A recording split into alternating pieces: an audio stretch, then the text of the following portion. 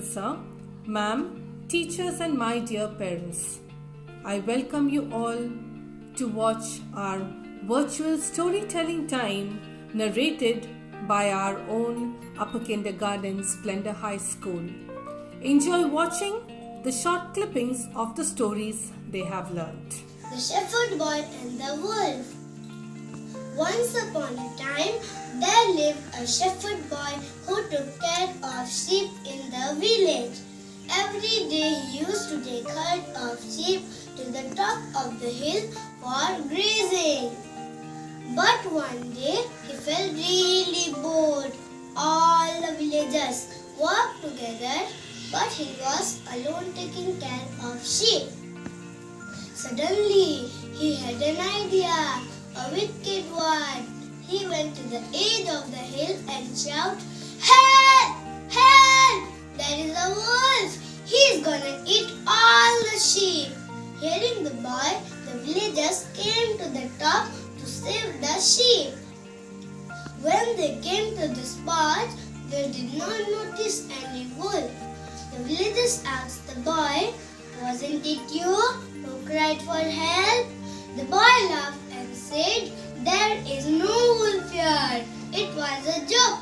Ha ha ha!" Next day, the boy played the same trick and annoyed the villagers once again. Next day, when the boy said for fun, "Yes, really, indeed, a wolf came." The boy was very scared. Then he climbed up the tree to save his life. Then he cried, "There's a wolf! There's a wolf! Please help! There's a wolf!" Then the wolf gobbled all the seeds and feasted on them. Then the boy realized lying is a bad habit. The moral of the story is, once you are known as a liar, you will be not taken seriously. Thank you. Once upon a time, there was a lion in the big forest. The lion was very ferocious. He wanted to kill all the animals and eat them. The animals were very scared of the lion and sad. One day, the animals come to lion and said, "Mr. Lion, don't kill all of us at a time. We will come to you by our turns." The lion agreed. One day, the rabbit's turn came. When the lion saw the rabbit, the lion said, "Why are you so late?" The lion was very hungry and angry. The rabbit said, "In my way I met another lion. He wanted to eat me." The lion said, "Where is another lion? Take me to him." The rabbit took the lion to a well nearby. The lion peeped into the well. The lion saw his own reflection. The lion thought that was another lion and jumped into the well, and he was killed. The moral of the story is, wisdom is stronger than physical strength. Thank you, ma'am. One day, an elephant wandered in the jungle in search of friends. He saw a monkey on a tree. The elephant said, "Will you be my friend?" The monkey replied, "You are too big. You can't swim from trees like me." Next day, he met a rabbit. "Will you be my friend?" The rabbit replied, "You are too big. You can't play in my burrow." Then he went to frog. He asked, "Please make friendship with me." The frog said, "How is it possible? You are too big. You can't live about like me." The elephant was very very upset. A fox appeared. He asked her, "Will you be happy to have a friend like me?" The fox said, "Sorry, sir, you are too big." Next day, elephant saw all the animals were running for their lives. The elephant asked the fox, "What is the matter?" The fox said, "There is a lion and he's trying to kill all of us." The elephant went to the lion and said, "Please, Mr. Lion, don't eat up all these poor animals." The lion replied, "Mind your own business." The elephant had no choice and kicked the lion.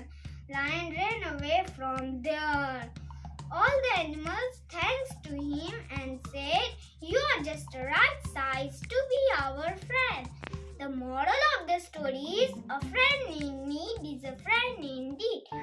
Once upon a time, a poor woodcutter lived in a village. He earned money to buy the cutting wood in the nearby forest. One day, the woodcutter was cutting wood on the bank of a river. Suddenly, his axe slipped from his hand and fell down into the river. "Oh no, I lost my axe. The river is so deep and I don't know how I am gonna get my axe back." Sometime an angel appeared from the water. She asked, "Why are you crying? Can I help you?" The woodcutter told him what had happened. At this, the angel dived into the water and brought out a gold axe. The woodcutter was sad and said, "This is not mine. My axe is made by iron." At this, the angel dived again and brought out a silver axe. The woodcutter said that it did not belong to him either. The angel dived into the river the third time and brought out an iron axe. The woodcutter happily said that it belonged to him. The angel was pleased over his honesty and gave him all 3 axes.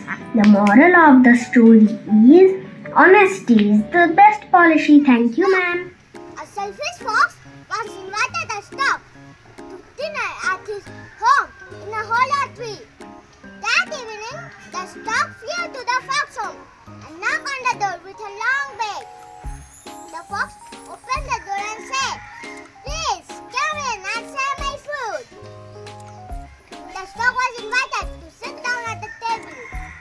She was very hungry and the food was delicious. The fox served the soup in a shallow bowl and he licked up all the soup very quickly. "Eat for dinner at my home." The next day, when the fox arrived at the stork's home, he saw that they were all serving soup for dinner. This time, the soup was served in a toy jug. The stork drank the soup easily, but the fox could not reach inside the toy jug. Now, it was his turn to go hungry. The moral of the story is, a selfish act can backfire on you. Thank you.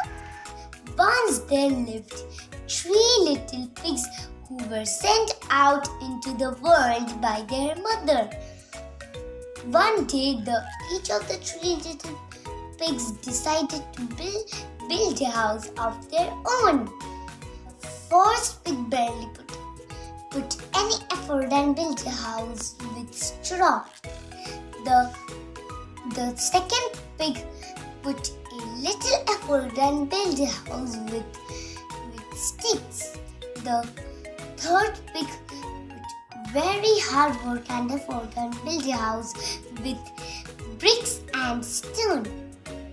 One day, a big bad wolf came to attack each of the 3 little pigs. the pigs ran inside their houses. Open your doors or I will destroy your houses. No, never. Try if you can.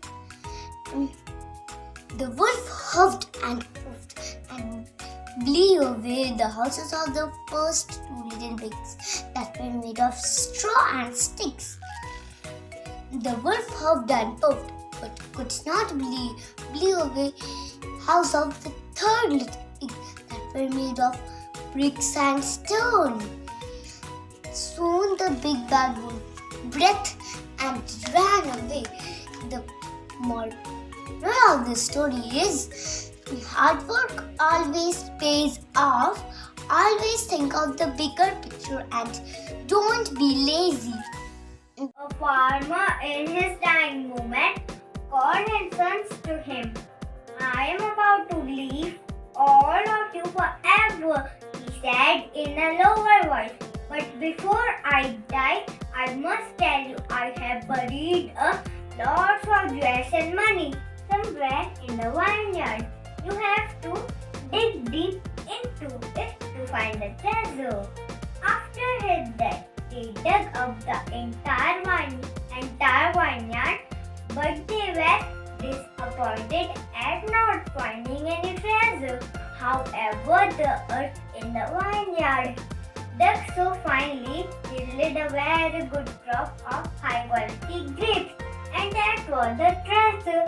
The moral of the story is hard work always pay off. Thank you. Dada, once upon a time, the ant was very thirsty. He was drinking water from the river.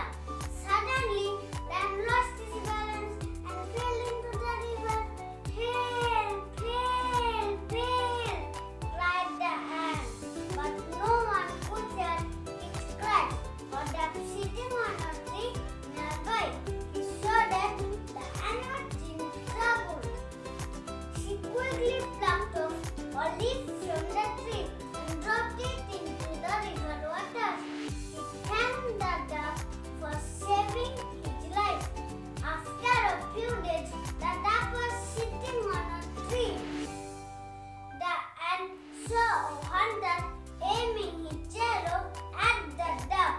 The ant knew that his friend the duck was in danger. He quickly beat the hunter leg. The hunter cried in pain. The hunter arrow missed the duck. This time, the ant saved the duck. The duck thanked the ant for saving her life. The moral of the story is one good deed deserves another. Thank you, ma'am. Happy. Once a crow looked at the sun and thought how beautiful the sun is. She had all white feathers, whereas the crow was black. The crow expressed its thought to the sun. The sun replied that according to her, the parrot is the most beautiful bird as it has two colors. The swan had the swan. Next, the crow approached the parrot, who simply said that because it's the most beautiful than him as it has multicolored. When the crow expressed its thought to the cock, the peacock replied, "My dear crow, you are the luckiest bird on this planet, and you are never fail. Because of my beauty, I am